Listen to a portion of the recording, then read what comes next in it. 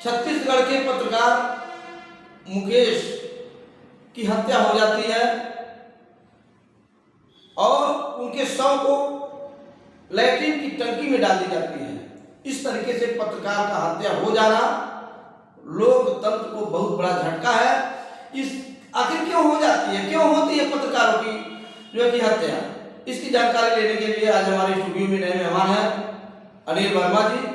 लीजिए हम इनसे जानते हैं कि इस पर क्या विचार किया जाए लगातार हो रही पत्रकारों की हत्या के ऊपर। देखिए, लगातार जो पत्रकारों की हत्या हो रही है वो पत्रकारों की हत्या नहीं है जी, वह देश की हत्या है, देश के भविष्य की हत्या है जी, और एक तरह से देखा जाए तो पत्रकारों की जो हत्या है जी, वह जघन्य अपराध है, क्षम नहीं है। जी, जो हत्यारे हैं उनको ऐसी सजा मिलनी चाहिए कि उसकी सजा को देखकर दूसरे जो भी लोग पत्रकारों की हत्या करने की सोचते हैं जी, उनकी रूह कांप जाए जी, और दोबारा ऐसी जरूरत न कर सकें। ना कर सकें।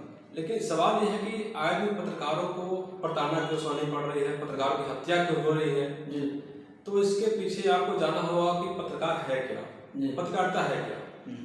तो पत्रकारिता का जो उदय हुआ था वो समाज कल्याण के लिए हुआ था।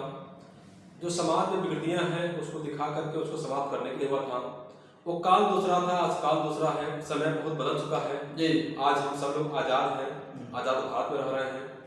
और आज़ाद भारत में पत्रकारिता का मतलब क्या है? इस समय पत्रकारिता तब भी एक सेवा थी, आत्मिक सेवा है, लेकिन इसमें कुछ ऐसे लोग घुस आए हैं जो पत्रकार कम, व्यवसायिक अधिक हैं और उनकी मंशा कुछ और होती है।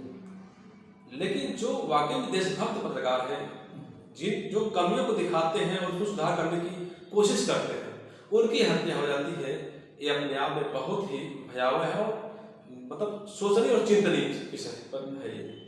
लेकिन आज पत्रकारों की जो भूमिका है वो भूमिका जो है सच्चाई को दिखाना है। और जब सच्चाई पत्रकार दिखाता है तो उससे जो बौखलाहट हो जाते हैं लोग और पत्रकार को ठिकाना लगाने की कोशिश करने लगते हैं। उसको तरह तरह की धमकियां मिलती हैं, धमकियों से नहीं मानता है तो उसकी हत्या कर जाती है।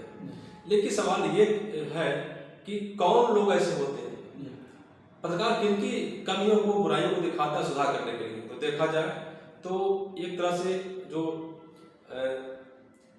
अधिकारी हैं, विभागों में बैठे हुए कर्मचारी हैं, उनको जिम्मेदारी दिया गया है कि जो भी योजना सरकार की आ रही है, जो भी कार्यक्रम हो रहे हैं, सबको सही रूप से क्रियान्वित करना। जो भी निर्माण कार्य के लिए पैसे आ रहे हैं उसको सही ढंग से, मानव गुणवत्ता से क्रियान्वित करना। उसके लिए सरकार उनको तनख्वाह देती है।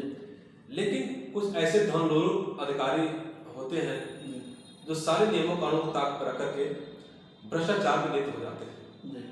और जब पत्रकार उनकी कमियों को दिखाता है कहाँ कहाँ घोटाला हुआ है, कहाँ निर्माण गुणवत्ता युक्त नहीं हो रहा है, तो वो ठेकेदारों से साजिश करके, कंट्रैक्टर से साजिश करके वो पत्रकार को ठिकाना लगाने की कोशिश करते हैं, धमकियां देते हैं, फिर नहीं मानता है तो उनकी हत्या भी कर देते हैं। जैसा कि आपने छत्तीसगढ़ में देखा, भाई मुकेश चंद्रकार के साथ ऐसी घटना घटी है। वह आए दिन समाज के लिए काम करते रहे, समाज में जो अच्छा काम होता है उसको दिखाते थे, जहाँ गलत काम होगा उसको दिखाया ताकि उसमें सुधार हो। और उसका नतीजा क्या हुआ, उनको जो है उनकी हत्या कर दी जाती है। वही बात जो है कुछ नेताओं पर लागू होती है। कुछ नेता ऐसे होते हैं जो भ्रष्टाचार में लिप्त होते हैं, अब खुद संपदा अर्जित करते हैं। उन नेताओं के बारे में, उन नेताओं के कार्यों को जब वो दिखाते हैं तो वो फिर उनसे रंजिश कर देते हैं और उनकी पोल न खुल जाए इसलिए पत्रकार को ठिकाने लगाने की कोशिश करते हैं। तो देखा जाए कि दो लोगों की कमी पत्रकार दिखाता है। एक नेताओं की कमी, चाहे वो कुछ सांसद, चाहे विधायक हो, चाहे वो सांसद ने दिखा रहा हो, विधायक ने दिखा रहा हो, जिला पंचायत को दिखा रहा हो, ग्राम पंचायत, अच्छे पंचायत, किसी प्रकार का कार्य दिखा रहा हो, जो जिनको कहते हैं, उनके बारे में रिपोर्टिंग करता है। दूसरा जो विभाग होते हैं, विभागों की योजनाएं होती है, कार्यक्रम होते हैं, उसको दिखाता है। तो ऐसे लोग ही रंजिश करते हैं, पत्रकार की हत्या करने की कोशिश करते हैं। तो देखा जाए सभी काम सेवा है। अधिकारी जब नौकरी पाता है तो वो भी एक सेवा ही है। नेता जब सांसद विधायक बनते हैं तो भी जन सेवा है। लेकिन सबका काम अलग हो गया, जन सेवा अलग हो गया है और पैसा कमाना अलग बात हो गई। तो जिसके लिए जनता ने उनको चुना वो काम नहीं कर रहे हैं। कुछ लोग ऐसे लोग हैं और जिनको सरकार ने नौकरी दिया है कि जाइए मैं पैसा जिन्हें भेज रहा हूँ उसको सही ढंग से कराइए, उसका सही ढंग से खर्च कराइए, लेकिन सही ढंग से पालन नहीं होता है। और जब पत्रकार उनकी कमियों को दिखाता है तो उनके पत्रकार के खिलाफ जो है रंजिश षड्यंत्र शुरू हो जाता है। ऐसी बहुत सी घटनाएं मुकेश चंद्रकार के पहले भी हो चुकी हैं। बहुत से पत्रकारों की गोली मार के हत्या कर दी गई, कहीं रेड बुल को मार दिया गया, वाहनों से कुचल दिया गया, फिर कहीं बहुत सारी धमकियां उनको मिलती रहती हैं। अभी देखिए अपने आसपास हर जिले में 2-4 पत्रकार ऐसे होते हैं जो देशभक्त पत्रकार होते हैं। तो ऐसे पत्रकारों को टारगेट किया जाता है और उनको ठिकाने लगाने की कोशिश की जाती है। लेकिन सवाल ये होता है कि सरकारें क्यों चुप है जी? सरकार क्यों चुप है? केवल शोक समझाओं पर ही सब कुछ सिमट कराया जाता है। कुछ दिनों की बात होती है, जो अपराधी होते हैं उनको बेल मिल जाती है, और जब बेल मिल जाता है तो दूसरे जो कक्षधारी लोग हैं उनका हौसला बुलंद करता है, अरे यार कुछ नहीं होने वाला है, मारो ठिकाने लगाओ, बाद में बेल मिल जाएगा। तो ये बहुत बड़ी कमी है कि अपराधियों को, जो आरोपी हैं उनको बेल मिल जाता है, उनको बेल नहीं मिलना चाहिए। अभी देखिए मुकेश चंद्रकार के मामले में जो सुरेश चंद्रकार जो ठेकेदार है, बिल्डर है, उससे पकड़ लिया गया है। लेकिन देखना यह है कि क्या उसको बेल मिल पाता है। यदि बेल मिल जाता है तो क्या जो मुकेश चंद्रकार भाई हमारे जो बीच में नहीं रहे उनको क्या सरकार लौटा पाएगी? अगर नहीं लौटा पाती है तो जो अपराधी हैं, उनके जो भी लोग सहयोगी हैं, किसी को बेल नहीं मिलना चाहिए। नहीं मिलना चाहिए। बेल मिलने का मतलब अपराध को बढ़ावा देना। जब साफ साफ दिख रहा है सारे साक्ष्य मिल रहे हैं उसके खिलाफ, तो फिर बेल किस बात का? बेल किस बात की? बेल मिलने का मतलब ये हो गया कि जिंदगी कट जाएगी, मुकदमा लड़ते लड़ते तब तक खत्म हो जाएगा समय।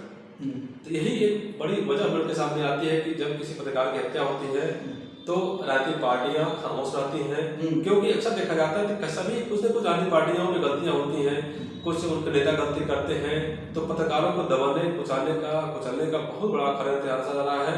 लेकिन एक बात जान लीजिए, जब पत्रकार नहीं रहेगा तो यह देश भी नहीं रहेगा।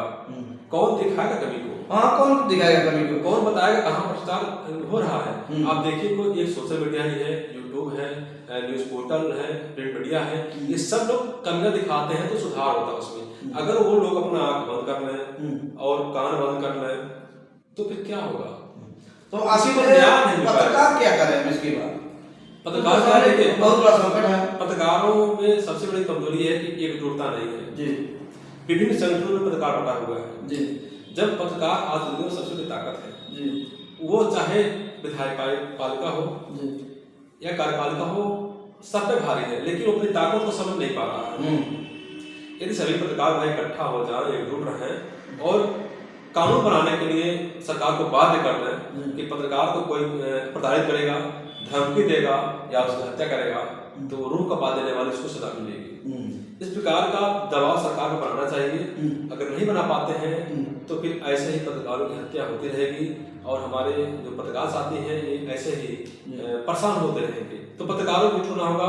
और मैं अपील करता हूँ सभी पत्रकार साथियों की, जो जहाँ है, जिस जिले में है, जिस क्षेत्र में है, वहाँ सभी लोग एक परिवार की तरह से काम करें ताकि आपके सुरक्षा हो सके, आगे भविष्य है आपकी सुरक्षित बन सके। क्योंकि आप देखते होंगे बहुत सारे संगठन बने होते हैं और संगठन किसी के कार्यकर्ता के ऊपर कोई आंच आती है तो पूरा संगठन खड़ा हो जाता है। मैं देख रहा हूँ हमारे भाई मुकेश चंद्रकार की जो हत्या हुई है उसमें केवल शोक समझना और कागजी पूर्ति हो रही है, बैठकें हो रही हैं, लेकिन कहीं भी ज्ञापन देने की बात नहीं आ रही है। हत्यारे को फांसी पे लटकाने की बात कोई मांग नहीं कर रहा है, जिन्होंने विज्ञापन नहीं दिया जा रहा है। ये बहुत ही दुखद बात है। जब तक आप ईमानदारी से अपना काम नहीं करेंगे तब तक ऐसे ही आपके खिलाफ खड़क रचते रहेंगे। अपील करता हूँ सरकारों से कि सरकारें पत्रकारों की सुरक्षा के लिए सख्त से सख्त कानून लाएं और ऐसा कानून लाएं कि जो भी इसमें आरोपी मिलते हैं, चाहे वो कोई नेता हो चाहे अधिकारी हो, तो उनको रूह कपा देने वाले सजा मिलनी चाहिए ताकि कोई जरूरत न कर सके पत्रकारों को आंख दिखाने की, उनको धमकाने की या उनकी हत्या करने की। जी बहुत बहुत धन्यवाद।